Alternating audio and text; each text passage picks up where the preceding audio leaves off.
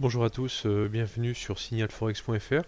Je vous propose de faire un point d'analyse technique sur le marché des devises. Nous sommes le 7 février 2012.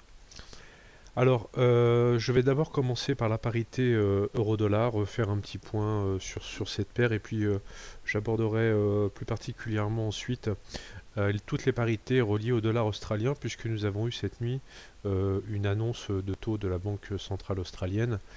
Donc je reviendrai là-dessus tout à l'heure. Alors la parité euro-dollar, je suis actuellement sur un graphique en daily, et bien, a évolué donc depuis la fin du mois d'octobre dans une tendance baissière, matérialisée et coiffée surtout par une moyenne mobile à 20 jours que vous avez ici en vert, puisque c'est donc les bandes de Bollinger.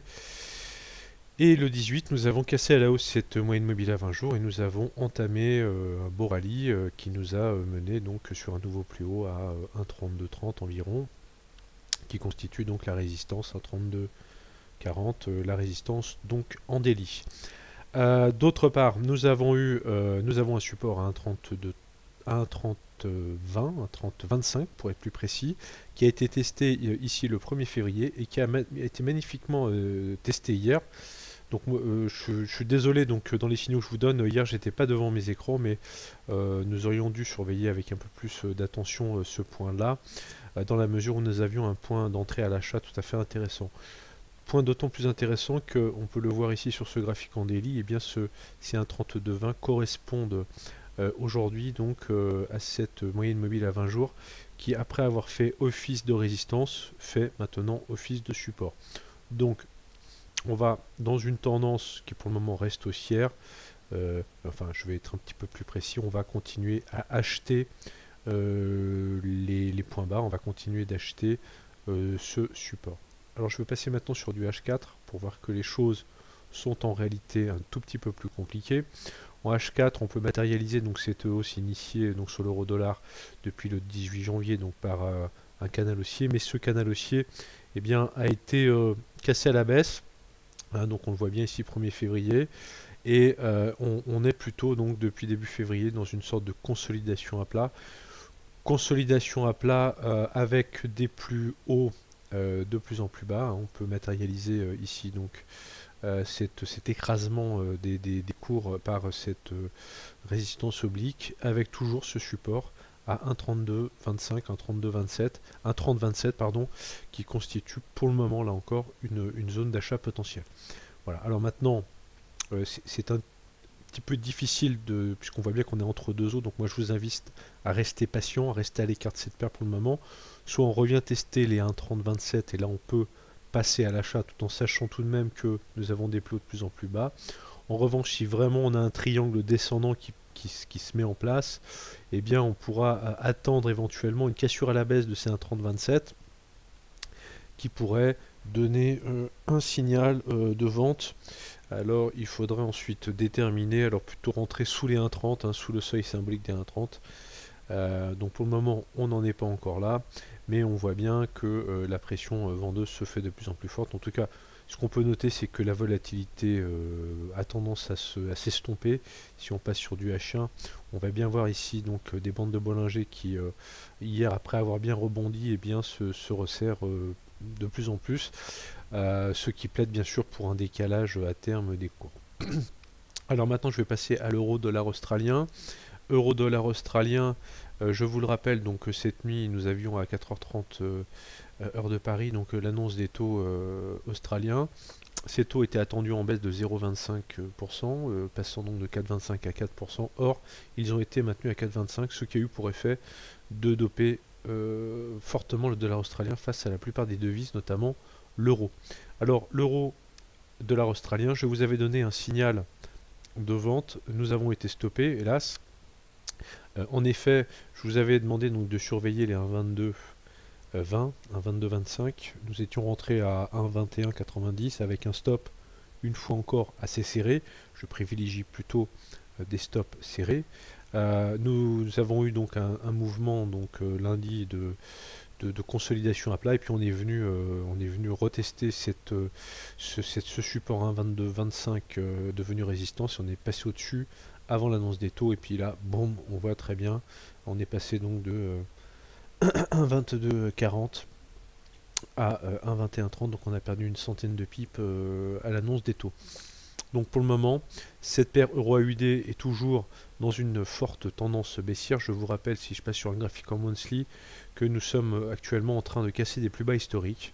Nous sommes actuellement à 21,55 et donc pour le moment on voit ici donc depuis l'année 2008 l'euro ne cesse de se déprécier face au dollar australien. Donc là encore je vous invite à trader dans le sens de la tendance, à trader donc dans le sens de la vente.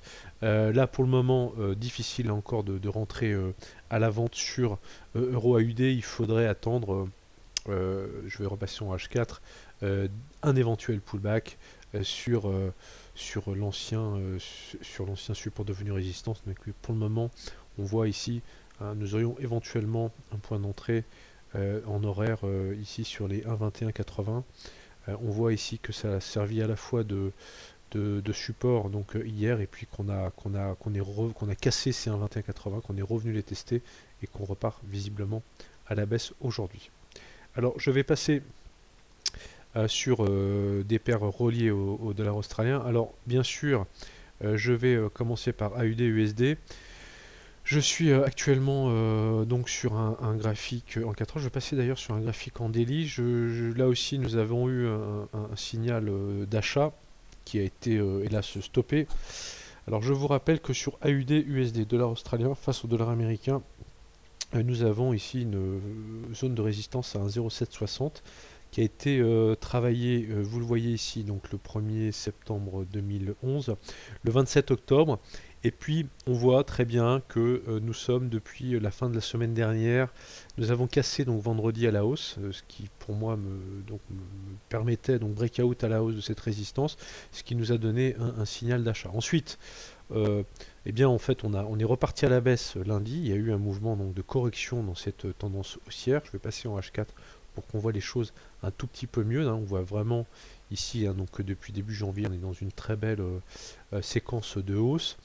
Je vous avais invité lundi matin éventuellement à surveiller les 1,0680 et effectivement, on voit que ce support a parfaitement tenu et nous avions une zone potentielle d'achat tout à fait intéressante à exploiter sur ces 1,0680.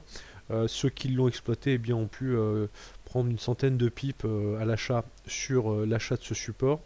Donc, pour le moment, on a un support clé à 1,0680.